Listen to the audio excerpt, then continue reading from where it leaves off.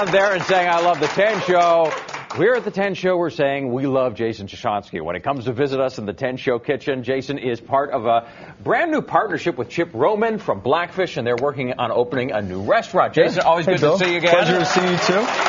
Sorry. So, you actually have been very busy. I think we should tell people you've been very busy not cooking lately. I've been very busy not cooking. It's crazy. I'm embarrassed to show you my fingernails. I have grout, and I've been tiling and grouting floors. You've been renovating this new space. Yeah. This new restaurant, which is slated to open at the beginning of March. Yeah, we're trying to go for the beginning of March. It's called Micah. It's in Chestnut Hill, right across from the train station, right at the top of the hill. So, very cool little spot. But a lot of work into a little restaurant. Well, and I asked you about the work involved in putting the menu together, and you immediately said, oh, that's easy. No problem. The cooking's the easy part. Chip and I joke around. It's like, the day before we'll put that together, get food in, and go. That's kind of what we spend all our time doing anyway. That comes natural. It's like you being on TV. It comes natural. You can do it. Yeah, you can do it. Now, is it possible that what you're working on here today might make its way onto the menu at Micah? Yeah, this is something that I'm actually kind of nervous about cooking it because I haven't really made it before. I had an idea. You have not made this dish before? I made it a little bit earlier. Okay. And it kind of made me realize that it needs a few things. I think we're going to need to put a little texture in there. But essentially what we have is a brioche gnocchi. And I was playing around in the kitchen the other day. I was talking to my buddies back at La Croix, back and forth, and we're batting around some ideas. And I wanted to puff brioche dough. Get a crispy cracker that has all the flavor of brioche, make a cool little amuse or something like that. And in the process of getting to that, which didn't work at all, by the way, it was a horrible failure. But I came up with these little guys. When I was poaching the dough, because you have to get moisture inside in order to puff it, they kind of formed this little shell around the outside. Looked a little like gnocchi? And then formed, I guess that trapped the steam inside. And it steamed the dough from the inside and cooked the brioche. Got these little pockets and everything, and it looked like bread. And I was like, this is kind of cool. I want to play with this a little bit further. So we let them sit just like we do gnocchi in the walk-in. They form a little bit of a skin so that they hold up better. And I sauteed them in some butter, which we're going to do right now. And they were awesome. So is that how it works in the R&D? You just kind of experiment with different things? Yeah, ideas come from all over the place. And this is one of those things that just kind of happened from a mistake. And we need to tweak it. We need to play with it a little bit more. Chip's not a huge fan of the texture yet. So I got to sell them, we're going to experiment with different types of flour. Should we proof the dough first? Should we not proof the dough first? But essentially we're just taking brioche dough, which you can get a recipe at home, or I have a recipe for you, and poaching it. Is that what's lightly in flour. hiding under here, yeah, that's brioche the brioche dough? See, it's kind of cold in here. I was actually expecting that it was going to puff up and rise. Now, did you have to make the day before, or is it the day of? You can make it the day of. It takes a couple hours because it has to react with the yeast and it has to rise, but it's really simple to make. And how did you get it from just the dough, which is sitting right here, into these little gnocchi-sized pieces? Well, we took it and just rolled it. A little bit of flour, cut them down. When I was doing it originally, it was just kind of ripping a piece of flour and throwing it in to see what was going to happen. When I cooked it, we tried. You're looking for the easy way out, right? Yeah, I put it in a cryovac bag because I wanted to get it nice and flat because I wanted the crisp to be like a chip. And when we put it in the cryovac bag, I poached it in water. That didn't, like I said, the puffing didn't work, but it actually came out with another really cool texture that we're going to try cutting it into noodles and kind of sauteing it the same way, hitting it with a little bit of stock, a little bit of butter.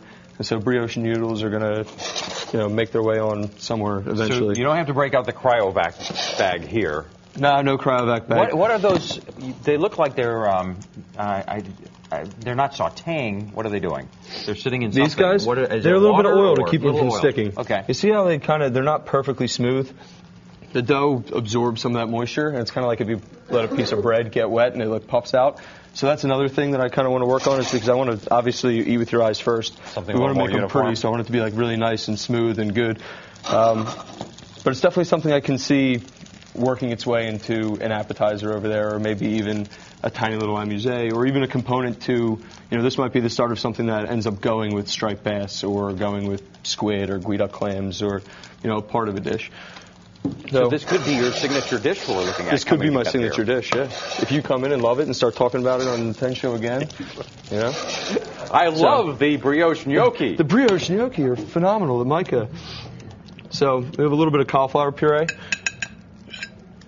Is there just cauliflower in there? Or? Just cauliflower, a little bit of cream, some water, salt, pepper, keeping it simple. like I said, I'm not totally sure what this is going to go with yet, so I just worked with some things I kind of had on hand that I knew would taste good together. A nice, rich creaminess. You really didn't have to cook them long. So again, that cooked from the inside out, did you say?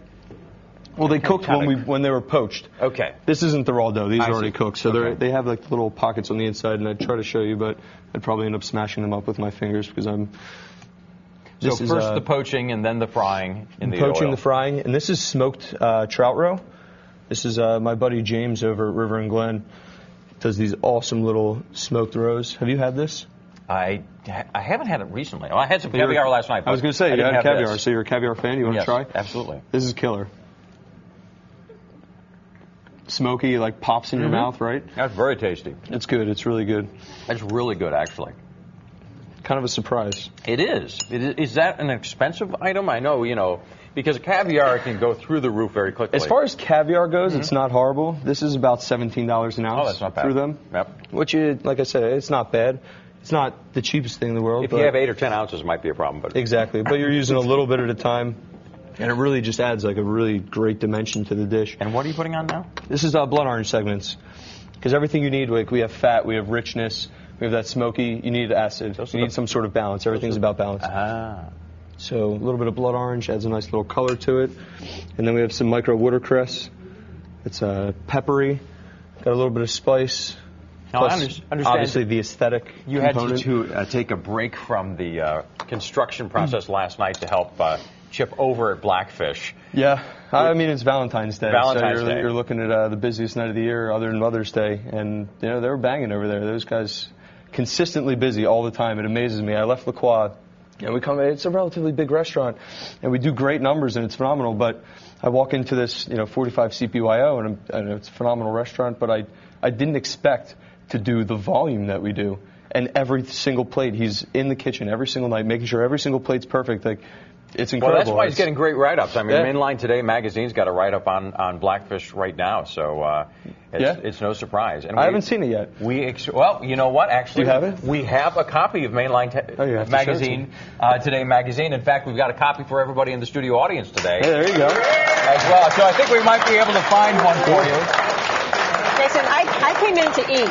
Can I steal this? Can I steal this spoon? Look, there's actually one for each of you. Oh, good. That's nice. good, because I was going to eat that one, but no, go for it. Go for it. No.